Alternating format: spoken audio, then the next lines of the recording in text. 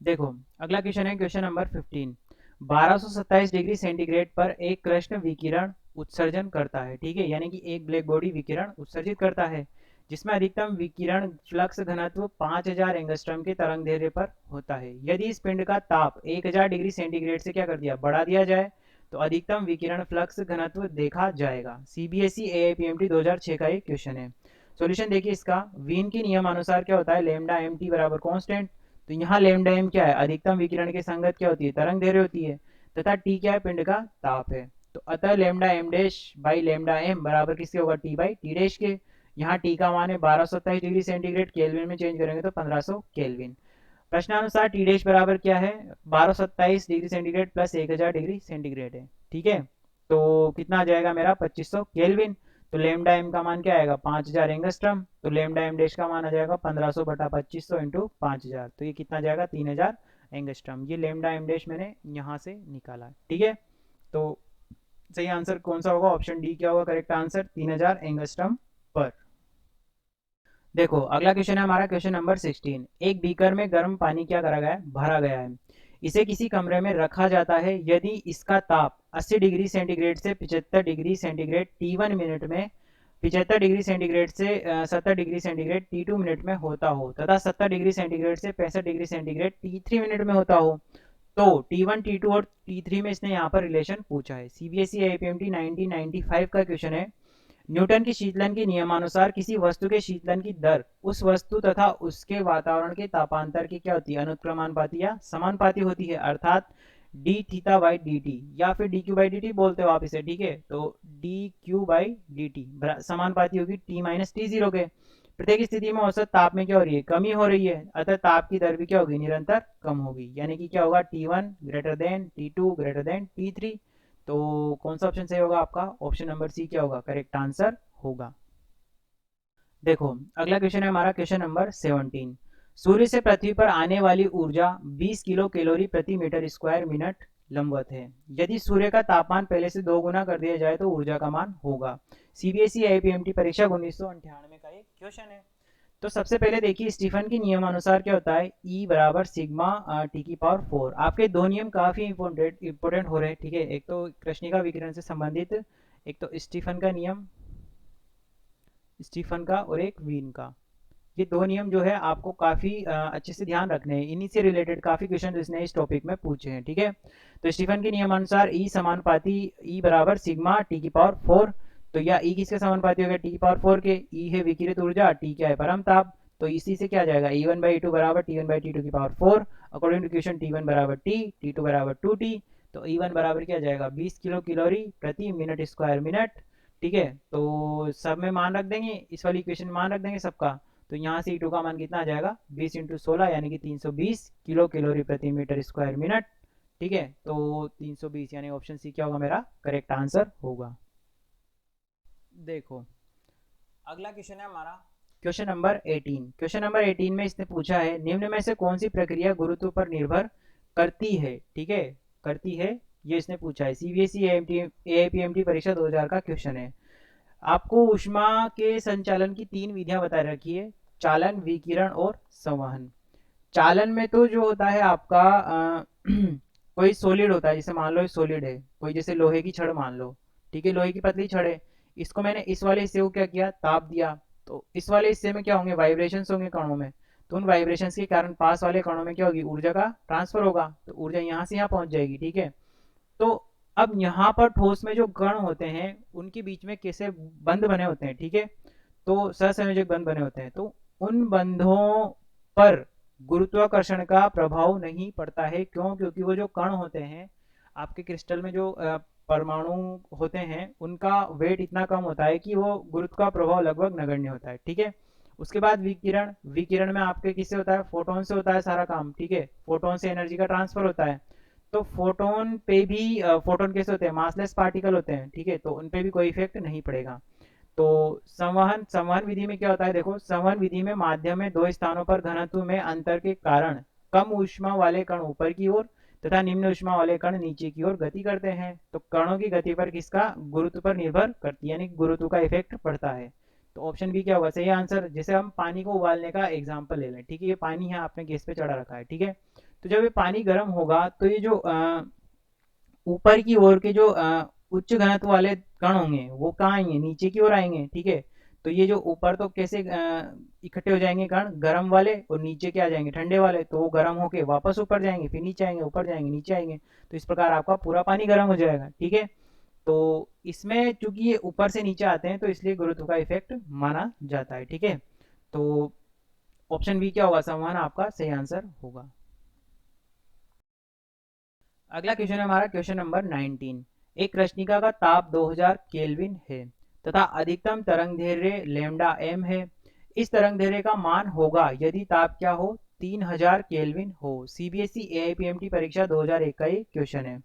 तो वापस मैंने बोला था आपको, वीन और स्टीफन का नियम बहुत इंपॉर्टेंट है। तो वीन के विस्थापन नियम से क्या आ जाएगा, लेमडा एम टी बराबर constant, lambda one T one बराबर लेमडा टू टी टू। तो लेमडा टू का मान ये आ गया, टी वन का मान ये रहा, टी टू का मान ये रहा, लेमडा वन का मान ये रहा, लेमडा टू का मान निकाल लेंगे, ठीक है। तो क्या है, 2/3 लेमडा एम। काफी इजी क्वेश्चन होता है, बस आपको फॉर्मूले में मान रखना है और आंसर निकालना है। तो 2/3 लेमडा एम, यानी कि ऑप्शन बी क्या होगा आपका सही आंसर होगा। देखो अगला क्वेश्चन है हमारा क्वेश्चन नंबर 20। क्वेश्चन नंबर 20 में इसने दिया है कि लंबाई L तथा एक समान अनुप्रस्थ क्षेत्रफल कैपिटल A की छड़ के दोनों सिरों को T1 तथा T2, T1 ग्रेटर देन है T2 के ताप पर रखा गया है। स्थायी अवस्था में छड़ से होकर जाने वाला ऊष्मा स्थानांतरण dq बटा dt होगा। सीबीएसई आईपीएमटी परीक्षा 2009 का क्वेश्चन है। सॉल्यूशन देखिए इसका, L लंबाई तथा A अनुप्रस्थ काट की छड़ के दोनों सिरों का ताप T1 और T2 पर रखा गया है।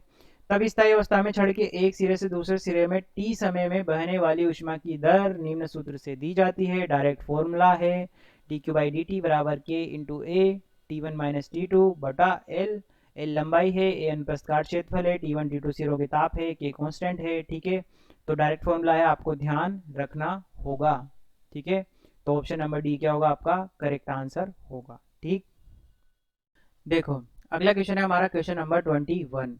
एक कृष्णिका 227 डिग्री सेंटीग्रेड पर 7 कैलोरी सेंटीमीटर स्क्वायर सेकंड की पावर -2 की दर से ऊष्मा क्या कर रही है, उत्सर्जित कर रही है। वापस से कृष्णिका का क्वेश्चन, ठीक है। 727 डिग्री सेंटीग्रेड ताप पर उत्सर्जित ऊष्मा की दर समान मात्रक में होगी। सीबीएसई आईपीएमटी 2009 का क्वेश्चन है। तो विकिरण के स्टीफन के नियम से जब भी विकिरित ऊष्मा का मान या उससे रिलेटेड कुछ संबंध निकालने के बारे में बात करें तो आपको स्टीफन का नियम लगाना है। तो E बराबर सिग्मा टी की पावर 4, जहां सिग्मा है स्टीफन कांस्टेंट, टी है आपका परम ताप। अकॉर्डिंग टू क्वेश्चन क्या दिया हुआ है, T2 बराबर 727 डिग्री सेंटीग्रेड। तो 727 प्लस 273 1000 केल्विन। T1 का मान 5000 केल्विन। E1 आ गया 7 कैलोरी सेंटीमीटर स्क्वायर सेकंड की पावर -2। तो E1 बाई E2 का मान क्या आ जाएगा, T1 बाई T2 की पावर 4, ठीक है। तो यहां से मान निकाल लेंगे। तो मान क्या आएगा आपका, देखो E1 का मान तो है 7 और E2 का मान यहाँ पे इसने पूछा है बराबर। T1 का मान कितना दिया है 500 केल्विन और T2 का मान कितना है 1000 केल्विन और इसकी पावर कितनी है 4, ठीक है। तो 20 से 20 कैंसिल आउट हो गई है ना। और ये कितनी बार जाएगा 1 और नीचे आएगा 2, यानी कि 7 बाई E2 बराबर आएगा आपका 1/2 की पावर 4। और 2 की पावर 4 कितना होगा, ये हो जाएगा आपका E2 बराबर आ जाएगा, E2 बराबर आएगा इससे 7 इंटू 2 की पावर 4। तो ये आएगा 7 इंटू 2 की पावर 2 इंटू 2 क्या आएगा 4, वापस 2 इंटू 2 क्या हो जाएगा 4। तो ये आएगा आपका 16। तो 7 इंटू 16, तो 7 इंटू 16 कितना होगा आपका 4 और 11 112। तो ऑप्शन नंबर सी क्या होगा आपका करेक्ट आंसर 112, ठीक है। 112 कैलोरी सेंटीमीटर स्क्वायर सेकंड की पावर -2। देखो यहाँ पर वापस अगेन कृष्णिका क्वेश्चन नंबर 22। आर त्रिज्या वाले एक तारे जिसकी बाह्य सतह टी केल्विन ताप पर एक कृष्णिका की तरह क्या करती है, ऊर्जा या ऊष्मा को विकिरित करती है। ये मैंने थोड़ा सा आपको विजुलाइज कराने के लिए बनाया है, ठीक है। आर त्रिज्या वाला, स्मॉल आर त्रिज्या वाला तारा है ये, ठीक है। थोड़ा सा मैंने इसको लाल कर दिया तारे को, ठीक है। रेड शिफ्टेड है इसकी लाइट। फिर उसके बाद बाह्य सतह टी केल्विन ताप पर है, ये बाहर वाली सतह कितने केल्विन पर है, टी केल्विन ताप पर, त्रिज्या कितनी स्मॉल आर। तो इससे r दूरी पर आपतन की दिशा के लंबवत, यानी कि आपतन यानी कि इसकी रेडिएशन जो है इस डायरेक्शन में जाएगी, ठीक है। तो इसके आपतन की दिशा के लंबवत यानी कि जो ये कैपिटल R रेडियस का एक वृत्त बनेगा आपका, उसके लंबवत, लंबवत यानी कि केंद्र से मिलाने वाली रेखा के अनुदिश, तो ये लंबवत हो जाएगी, ठीक है। प्राप्त किए जाने वाला कुल विकिरण ऊर्जा प्रति इकाई क्षेत्रफल होगा, जहां सिग्मा क्या है, स्टीफन कांस्टेंट है। सीबीएसई आईपीएमटी 2010 का एक क्वेश्चन है। स्टीफन के नियमानुसार कैपिटल टी ताप पर स्मॉल आर त्रिज्या के तारे द्वारा प्रत्येक सेकंड में उत्सर्जित की गई ऊर्जा क्या होती है आपकी, पी बराबर ई इंटू ए, जहां ई तो ऊर्जा है, ई तो आपका फॉर्मूले से निकलेगा सिग्मा टी की पावर 4 से, ठीक है। और ए क्या होगा आपका, एरिया होगा। तो परंतु स्टीफन के नियम से ई बराबर क्या होगा, सिग्मा टी की पावर 4, तो अतः पी बराबर क्या आ जाएगा, ए सिग्मा टी की पावर 4 मान रख दिया यहाँ पर। तो या ए का मान रख देंगे पाई आर स्क्वायर, क्यों, क्योंकि ये आपका गोला मान सकते हो आप इसको। तो 4 pi are square sigma T की पावर 4, तो कैपिटल आर दूरी पर पहुंचने पर यह ऊर्जा स्मॉल आर त्रिज्या के गोले पर क्या होगी, फैल जाएगी। तो इसलिए विकिरण की ऊर्जा क्या आ जाएगी आपका, एस बराबर पी, ये वाला पी जो मैंने लिखा है, ये वाला पी पूरा, P upon 4 pi are square, तो 4 pi small R square sigma T की power 4 upon 4 pi are square, तो फाइनली ये आएगा, ठीक है। तो कौन सा ऑप्शन से होगा हमारा, ऑप्शन नंबर ए क्या होगा, करेक्ट आंसर होगा। अगला क्वेश्चन है हमारा क्वेश्चन नंबर 23। क्वेश्चन नंबर 23 में इसने पूछा है कि एक बेलनाकार धात्विक छड़ जो अपने दोनों सिरों पर दो कुंडों के ऊष्मीय संपर्क में है, टी समय में ऊष्मा की कैपिटल क्यू मात्रा क्या करती है, प्रवाहित करती है। छड़ को गलाकर प्रारंभिक छड़ की आधी त्रिज्या वाली क्या करती है, छड़ बनाई जाती है। प्राप्त नई छड़ को दोनों कुंडों के ऊष्मीय संपर्क में रखने पर टी समय में कितनी ऊष्मा प्रवाहित होगी। सीबीएसई आईपीएमटी 2010 का क्वेश्चन है। हो क्या रहा है इसमें यहाँ पर एक बेलनाकार धात्विक छड़ जो अपने दोनों सिरों पर दो कुंडों के ऊष्मीय संपर्क में है। जैसे मान लो ये आपकी बेलनाकार छड़ है, ठीक है। ऊष्मीय कुंड यानी कि जैसे एक कुंड, तो ये मान लो पात्र बोल सकते हो, ये दोनों के संपर्क में, ठीक है, ऊष्मीय संपर्क में है। तो टी समय में ऊष्मा की क्यू मात्रा प्रवाहित करती है, यानी कि प्रवाहित होती है इसमें से क्यू ऊष्मा की मात्रा। तो छड़ को गलाकर प्रारंभिक छड़ की आधी त्रिज्या वाली छड़ बनाई जाती है। तो अब इस वाली छड़ को मैंने क्या किया, जो पहले वाली छड़ थी इसको मैंने गलाया, ठीक है, इस वाली छड़ को मैंने गलाया। अगर पहले आर त्रिज्या की छड़ थी तो इसको मैंने r/2 त्रिज्या की छड़ में रूपांतरित कर लिया, अनुप्रस्थ काट r/2 की में। तो प्राप्त नई छड़ को दोनों कुंडों के ऊष्मीय संपर्क में रखने पर टी समय में कितनी ऊष्मा प्रवाहित होगी, यानी कि त्रिज्या आधी कर देने पर इस पे क्या इफेक्ट पड़ेगा ऊष्मा के स्थानांतरण के ऊपर, उसके बारे में इसने पूछा है। सॉल्यूशन देखो, टी समय में एक सिरे से दूसरे सिरे तक बहने वाली ऊष्मा की मात्रा क्या हो जाएगी, Q बराबर के ए इंटू Q1 माइनस Q2 इंटू टी और अपॉन में L, जहाँ K क्या है आपका ऊष्मीय चालक नियतांक है। तो Q बाई टी किसके समानुपाती होगा, A बाई एल के, और ये किसके समानुपाती होगा, आर स्क्वायर बाई एल के। Equation number 1। तो जब धात्विक छड़ पिघलती है तब छड़ की त्रिज्या पहली छड़ की त्रिज्या की क्या होगी, आधी हो गई।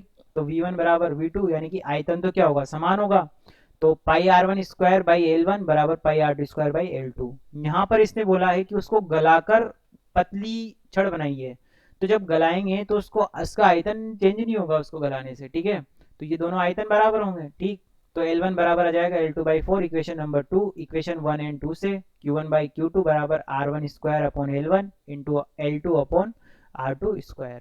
तो यहाँ पे फिर वापस से R2 की जगह क्या रख देंगे, R1 बाई 2। तो इसी को सोल्व करेंगे तो फाइनल क्या आएगा मेरा, Q बाई 16, यानी कि ऊष्मा का मान 1/16 भाग के बराबर रह जाएगा, ठीक है। देखो अगला क्वेश्चन है हमारा क्वेश्चन नंबर 24। एक संयुक्त स्लेब, ठीक है, समान मोटाई के दो विभिन्न पदार्थों से मिलकर बना हुआ है, जिनकी ऊष्मीय चालकताएं क्या है, क्रमशः KO2 के है। तो स्लेब की तुल्य ऊष्मीय चालकता होगी। सीबीएसई आईपीएमटी परीक्षा 2003 का क्वेश्चन है। 11th क्लास में आपके स्प्रिंग है, ठीक है, स्प्रिंग्स होती है इसे। तो स्प्रिंग, दो स्प्रिंगों के श्रेणी क्रम संयोजन और दो स्प्रिंगों के समांतर क्रम संयोजन आपके सिलेबस में है, ठीक है। जैसे स्प्रिंग निकाय है आपका, यहाँ से आपने छत पे लटकाया है और यहाँ पे कोई आपने मास लटकाया है, ठीक है। तो अगर इसका K1 है स्प्रिंग नियतांक, इसका K2 है, और इसका यदि K1 है इसका K2 है, यहाँ पे मास लटकाया आपने और यहाँ पर छत है, तो ये इस प्रकार से श्रेणी क्रम और समांतर क्रम संयोजन होता है। तो उसी प्रकार से आपकी जो है ये ऊष्मीय चालकता वाले टॉपिक में श्रेणी क्रम समांतर क्रम से तुलना की गई है। ठीक है, तो यहाँ पर भी है थोड़ा सा है, तो देख लीजिएगा आप।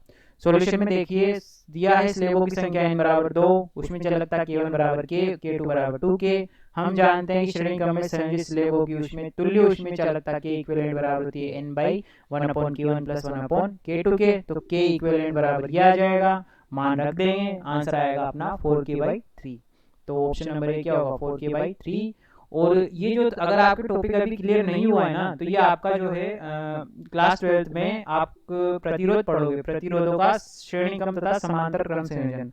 वहां पे आप क्या करोगे, प्रतिरोधों को लगाओगे समांतर क्रम श्रेणी क्रम में, उसके बाद आपके प्रेरकत्व भी आएंगे वहां पर, प्रेरकत्व का श्रेणी क्रम तथा समांतर क्रम भी आप वहां पर देखने वाले हो। उसके बाद संधारित्र आएंगे, ठीक है, संधारित्र का श्रेणी क्रम और समांतर क्रम संयोजन भी आप उसमें देखोगे। ठीक है, तो अगर यहाँ पर क्लियर नहीं होता है तो बाद में एक बार पढ़ने के बाद आप वापस 11th क्लास की नोटबुक या एनसीईआरटी टेक्स्ट बुक उठाकर वापस इस चीज को सीख कर देख सकते हो। वैसे भी आप 12th पास आउट करोगे तभी दोगे आप नीट का एग्जाम, तो एक बार देख लेना, चेक कर लेना कि किस प्रकार है, और इनको सबको एक साथ लिख लेना कि भाई स्प्रिंग में ये होता है, उसमें चालकता वाले में ये होता है, प्रतिरोध में ये होता है, प्रेरकत्व में होता है, और संधारित्र में ये होता है। ठीक है, 25वां क्वेश्चन दे रखा है इसने, ताप युग्म का व्युत्क्रमण ताप 620 डिग्री सेंटीग्रेड है तथा उदासीन ताप 300 डिग्री सेंटीग्रेड है, तो शीतल संधि का ताप क्या है। ठीक है, सीबीएसई एआईपीएमटी परीक्षा 2006 का क्वेश्चन है। अकॉर्डिंग टू क्वेश्चन व्युत्क्रमण ताप थीटा आई बराबर कितना है 620 डिग्री सेंटीग्रेड तथा उदासीन ताप कितना है थीटा एन बराबर 300 डिग्री सेंटीग्रेड। हम जानते हैं कि संधि का ताप होता है आपका थीटा एन बराबर theta C plus theta I by 2, तो 2 थीटा एन बराबर हो जाएगा theta C plus theta I, तो थीटा सी बराबर होगा 2 theta n minus theta I, मान रख देंगे, आंसर आएगा आपका -20 डिग्री सेंटीग्रेड। तो ऑप्शन सी क्या होगा आपका करेक्ट आंसर, -20 डिग्री सेंटीग्रेड। देखिए यहाँ पर अगेन कृष्णिका विकिरण का क्वेश्चन, यानी कि ये आपके लिए काफी इंपॉर्टेंट क्वेश्चन मतलब टॉपिक बन जाता है कृष्णिका विकिरण। दो नियम, स्टीफन का नियम, वीन का नियम। ठीक है, यदि एक तारे की त्रिज्या क्या है कैपिटल आर है तथा एक कृष्णिका की तरह व्यवहार करता है, उसका तापमान कितना हो सकता है यदि उसमें ऊर्जा की दर क्या है कैपिटल क्यू है। सीबीएसई आईपीएमटी स्क्रीनिंग परीक्षा 2012 का क्वेश्चन है। स्टीफन के नियम से विकिरित ऊष्मा होती है आपकी ई बराबर सिग्मा टी की पावर 4, इक्वेशन नंबर 1। यहाँ सिग्मा होता है आपका स्टीफन कांस्टेंट, टी होता है आपका परमता, इसलिए ऊर्जा उत्पादन की दर Q बराबर होती है आपकी E इंटू ए। समीकरण 1 से Q बराबर सिग्मा टी की power 4, 4 pi are square, area हो गया उसका। ठीक है, E का मान सिग्मा टी की पावर 4 है, सही, तो तारे का तापमान T बराबर क्या आ जाएगा Q by sigma 4 pi are square की पावर 1/4। ठीक है, तो ऑप्शन डी क्या होगा मेरा करेक्ट आंसर होगा।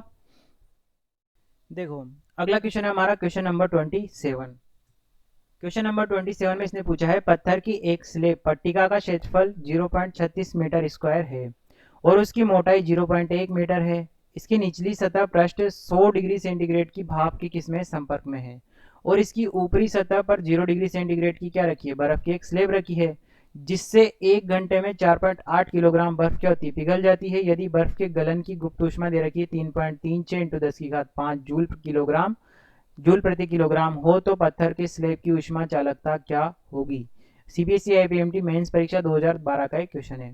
न्यूटन के शीतलन के नियम द्वारा क्या देख सकते हैं हम कि Q/T बराबर होता है आपका KL/T1 - T2 के, तो Q बराबर क्या आ जाएगा KA/L के बराबर और into T1 - T2 into T, equation number 1। तो Q बराबर क्या आ जाएगा आपका ML1, इक्वेशन नंबर 2। समीकरण 1 और 2 से क्या होगा ML1 बराबर आएगा आपका KA/L T1 - T2/T। K का मान निकाल लिया। ठीक है, अब यहाँ इन सबको मैंने स्पेसिफाई किया है कि कौन क्या है। M तो है आपका बर्फ का द्रव्यमान, L1 है बर्फ के गलन की गुप्त ऊष्मा जो कि दी हुई इसने 3.36 × 10⁵ L है स्लेब की मोटाई 0.1 मीटर, A है स्लेब का क्षेत्रफल 0.36 मीटर स्क्वायर, T1 - T2 तापांतर 100 डिग्री सेंटीग्रेड, T है आपका समय जो कि 1 घंटा 3600 सेकंड। सबके मान पुट करेंगे सोल्व करेंगे आएगा 1.24 जूल प्रति metre into second degree centigrade. तो सही ऑप्शन कौन सा होगा आपका ऑप्शन नंबर ए क्या होगा आपका करेक्ट आंसर होगा। अगला क्वेश्चन है हमारा क्वेश्चन नंबर 28। क्वेश्चन नंबर 28 में इसने पूछा है जब लोहे के एक टुकड़े को क्या किया जाता है गर्म किया जाता है तो पहले इस टुकड़े का रंग हल्का लाल तथा बाद में लाल पीला रेडिश येलो तथा अंत में क्या हो जाता है सफेद हो जाता है। इस बात की पुष्टि निम्न में से किसके नियमानुसार की जा सकती है? सीबीएसई आईपीएमटी परीक्षा 2013 का ये क्वेश्चन है, ठीक है। 4 ऑप्शन दे रखे हैं, तो वापस कृष्णिका विकिरण आ गई आपके। तो वीन के विस्थापन के नियमानुसार कृष्णिका के अधिकतम उत्सर्जन से संबद्ध तरंगदैर्घ्य लैम्डा एम का मान कृष्णिका के ताप में वृद्धि के साथ घटता है। वापस सुनिए, वीन के नियम विस्थापन के नियमानुसार कृष्णिका के अधिकतम उत्सर्जन से संबद्ध तरंगदैर्घ्य लैम्डा एम का मान कृष्णिका के ताप में वृद्धि के साथ घटता है। तो लाल रंग की तरंगदैर्घ्य आपकी मैक्सिमम होगी, लाल पीले रंग की उससे कम होगी, सफ़ेद रंग की सबसे कम होगी। तो किसके नियम से बोला मैंने? ये वीन के नियम से। तो ऑप्शन नंबर बी क्या होगा आपका करेक्ट आंसर होगा, वीन विस्थापन नियम द्वारा। इस वाले टॉपिक में हमने 28 क्वेश्चंस जो है कंप्लीट किए हैं। आगे वाला क्वेश्चन जो है हम हमारे नेक्स्ट वीडियो से स्टार्ट करने वाले हैं, जो कि होगा हमारा थर्मोडायनेमिक्स, ठीक है। तो मिलते हैं नेक्स्ट वीडियो में नए टॉपिक या नए चैप्टर के साथ, जो कि होगा हमारा थर्मोडायनेमिक्स।